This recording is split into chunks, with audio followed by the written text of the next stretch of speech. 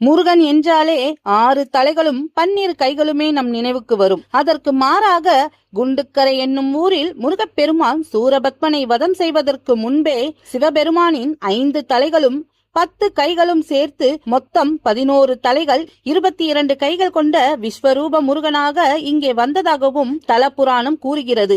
இன்றும் அதே வடிவில் பக்தர்களுக்கும் அருள்பாலிக்கிறார். இங்கே தகப்பன் சுவாமியாக முருகன் குன்றின் மீது அமர்ந்து பிரணவ மந்திரத்தின் பொருளை சொல்வதும் சிவபெருமான் நின்றபடி அதை கேட்பதும் சிவனே முருகன், முருகனே சிவன் என்பதை காட்டும் அற்புதமான காட்சியாகும். சுமார் 300 ஆண்டுகளுக்கு முன்பு ராமநாதபுர மன்னர் பாஸ்கர சேதுபதி தினமும் குண்டுக்கரை முருகன் கோவிலுக்கு வந்து வழிபாடு செய்வார். ஒரு நாள் 4ஆம் படை வீடான சுவாமிமலை முருகன் கோவிலுக்கு தரிசனம் செய்து திரும்பிய போது கனவில் முருகன் தோன்றி குண்டுக்கரை கோவிலில் உள்ள பழைய சிலையை மாற்றி புதிய சிலையை பிரதிஷ்டை செய்யுமாறு கூறினார். அதன்படி அவர் குண்டுக்கரையில் புதிய முருகன் சிலையை நிறுவி சுவாமிமலை முருகனின் பெயரான சுவாமிநாதன் என்று இத்தல முருகனுக்கு பெயர் வைத்தார். திருச்செந்தூர் முருகன் கோவிலுக்கு அடுத்ததாக இங்கே 7 நாட்கள் விமர்சையாக சூரசம்ஹாரம் நடைபெறுகிறது. மனக்குறை நீக்கும் இந்த சுவாமிநாதன் வேண்டியதை நிறைவேற்றுவார்.